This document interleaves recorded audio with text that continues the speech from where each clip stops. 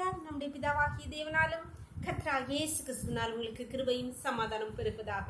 நாளிலும் கூட நமக்கு ஜீவனை தந்ததும் அல்லாமல் தயையும் பாராட்டினார் அல்லவா? அவரை துதிக்கலாமா? எனக்காய் ஜீவன் விட்டவரே, எனக்காய் ஜீவன் விட்டவரே, என்னோடிருக்க எழுந்தவரே, என்னை என்றும் வழி நடத்துவாரே, என்னை சந்திக்க வந்திடுவாரே.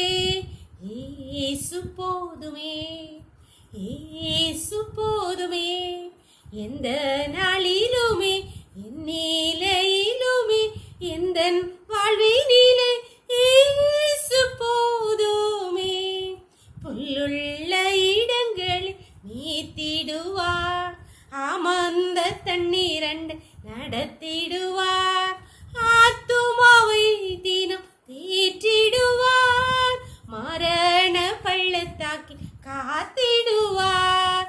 இயேசு போதுமே, இயேசு போதுமே, எந்த நாளிலுமே என் நிலையிலுமே எந்த வாழ்வினிலே இயேசு போதுமே. ஒரு வேறு பகுதி வாசிக்கலாமா? எசேக்கியேல் 34 அதிகாரம் வசனங்கள் 15-16. என் ஆடுகளை நான் மேய்த்து அவைகளை நான் மடக்குவேன் என்று கர்த்தராகிய ஆண்டவர் சொல்கிறார். நான் காணாமற் போனதை தேடி துரத்துண்டதை திரும்ப கொண்டு வந்து, எலும்பு முறிந்ததை காயங்கட்டி நசல் கொண்டதை திடப்படுத்துவேன்.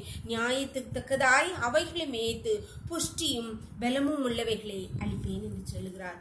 இங்கே கர்த்தராகிய ஆண்டவர் எசேக்கியேல் தீர்க்கதரிசியை கொண்டு சொல்லுகிறார், நம்மோடு பேசுகிறார். என்ன ஆட்டுக்குட்டிகள், ஆடுகளாகி உங்களை நான் மேய்ப்பேன். எப்படி மேய்ப்பாரா?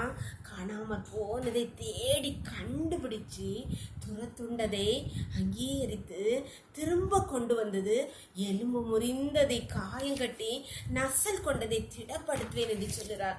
தாவீது ராஜா பாடுறாரே, கர்த்தரின் மேய்ப்பராயிருக்கிறார், நான் தாழ்ச்சி அடையேன்னு சொல்லுகிறார். அவர் என்னை புல்லுள்ள இடங்கள் மேய்த்து அமர்ந்த தண்ணீரண்டை கொண்டு போய். ஆமா, கர்த்தர் இங்கே அதை தான் சொல்லு, நான் என் ஆடுகளை மேய்ப்பேன், நசல் கொண்டதை கட்டுவேன், காயம் கட்டுவேன், அவர்களை என்ன செய்வேன், மந்தையை நானே மடக்குவேன்னு சொல்லி எவ்வளோ காலையில் எழும்பது முதல் தூங்குறது வரை நானே மடக்கி அவளை ஆற்றி தேற்றி தடவி காயங்கட்டி எல்லாம் செய்வேன்னு சொல்ல. அப்பேற்பட்ட தேவனிடத்தில் நம்ம ஒப்பு கொடுக்கலாமா? அவர் மேய்க்க முடியாது நம்மளையும் கொடுக்கலாமா?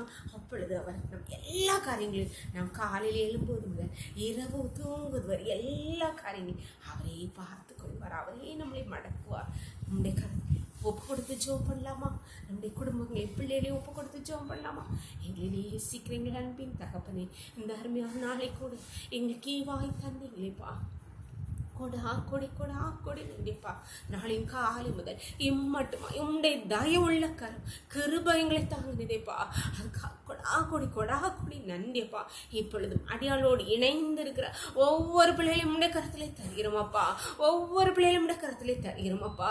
அப்பா, தம்முடைய வாழ்க்கையிலே எங்களை மேய்ப்பதற்கு, எங்களை போஷிப்ப, எங்களை நடத்துவதற்கு, எங்கள் காயங்களை கட்டுவதற்கு, எங்களை ஆற்றுவதற்கு, தேற்றுவதற்கு யாரும் இல்லையே என்று ஏக்கத்தோடு கலங்கி நிற்கிற ஒவ்வொரு பிள்ளைகளையும்ப்பா உம்முடைய கருத்திலே தருகிறோம்ப்பா. இந்த ஆடுகள் ஒவ்வொருவரையும் நீங்களே மேய்த்துப்பா, நீங்களே நடத்துங்கப்பா, நீங்களே தூங்க. ஒவ்வொரு பிள்ளைகளும் காலை முதல் இரவு மட்டும் உம்முடைய கரம் பிள்ளைகளோடு கூட அவளை தேற்றி ஆற்றி அவளுடைய காயங்களை கட்டுவீராக தகப்பனே. ஒவ்வொரு பிள்ளைகளும் உம்முடைய கருத்திலே தருகிறோமப்பா. இந்த நோக்களை மூடி மறைச்சுக்கோங்க. சகல துதி கனம் வல்லமை பலன ஞானமும் எங்கள் தேவாதி தேவன் ஒருவருக்கே செலுத்துவோம்.